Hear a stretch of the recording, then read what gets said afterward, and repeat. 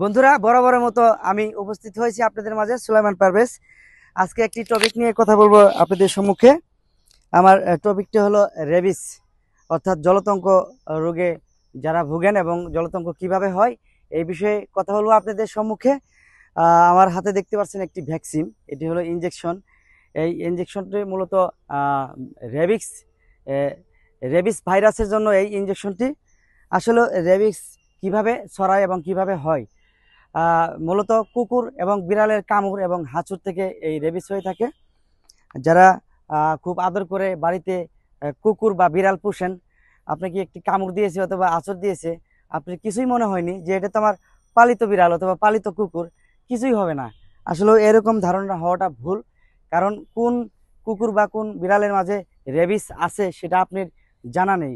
অতএব আপনি কুকুর বা বিড়াল কামড় বা আঁচড় দেওয়ার সাথে সাথেই আপনি চেষ্টা করবেন 12 ঘন্টার মধ্যেই এই রেবিস ভ্যাকসিনটি নেওয়ার জন্য। এইটির নাম হলো রেবিক্স বিসি ইনসেপ্টা কোম্পানি।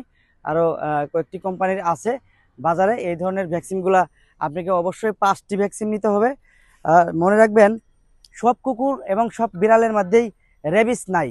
রেবিস তাহলে কোথায় আছে সেটা আমাদের জানা নাই। হয়তো বা 1000টা কুকুরের ভিতরে একটার ভিতরে রেবিস থাকতে পারে, 1000 বা 2000 বিড়ালের মধ্যে একটার ভিতরে রেবিস থাকতে পারে। আসলে কোনটার মধ্যে আসে সেটা তো আমাদের জানা নাই। যার কারণে যে কুকুর এবং যে বিড়ালি আপনাকে কামড়াক না কেন এবং আঁচড় দেখ না কেন, আপনাকে এই রেবিস ভ্যাকসিনটি নেওয়া অতি দরকার। আমি মনে করি একজন সচেতন নাগরিক হিসেবে আপনি অবশ্যই রেবিস ভ্যাকসিনটি নিয়ে নেবেন এবং 12 ঘন্টার মধ্যে এটি নিলে ভালো। আর কামড়ানো এবং আঁচড় দেওয়ার সাথে সাথে আপনি ভায়োডিন বা স্যাভলন জাতীয় এই ধরনের বোভিডিন জাতীয় জিনিস দিয়ে আপনি ওয়াশ করে নেবেন সাথে সাথে। আর নিকটস্থম হসপিটালে বা কোনো পারদর্শী এমন আছে ফার্মাসিস্ট অথবা নার্স, ডক্টর, এদের কাছ থেকে আপনি এই ভ্যাকসিনটি নিয়ে নেবেন।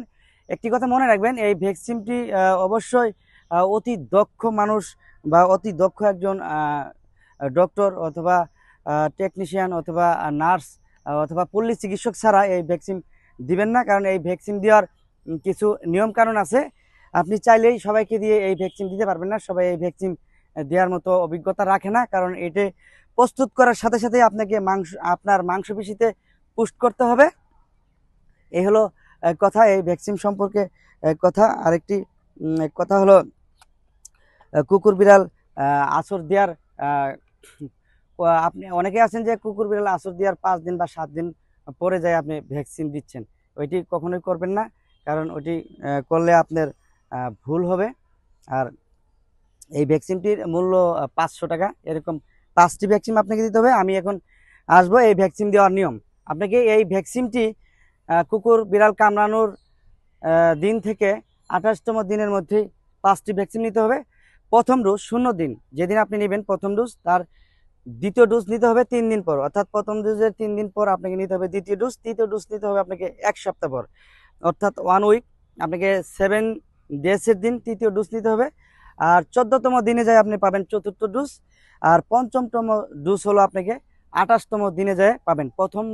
প্রথম দিন থেকে 28তম দিন আপনি পাচ্ছেন পঞ্চমতম ডোজ, অর্থাৎ 4 উইকে যায় আপনি 5মতম ডোজ কমপ্লিট করছেন। এভাবে যদি কমপ্লিট করেন অবশ্যই আপনার রেবিক্স হবে না আশা করি। আর রেবিস ভাইরাসটি সম্পর্কে সবার জানা দরকার। আমার লাইভটি আজকে যদি ভালো লাগে, ভিডিওটি ভালো লাগে, তাহলে অবশ্যই শেয়ার করবেন। আর দেখা হবে আপনাদের সঙ্গে অন্য কোনো টপিকে, অন্য কোনো জায়গায়। সাথে থাকবো আমি সুলাইমান পারভেজ। এই পর্যন্ত সবাইকে আল্লাহ হাফেজ।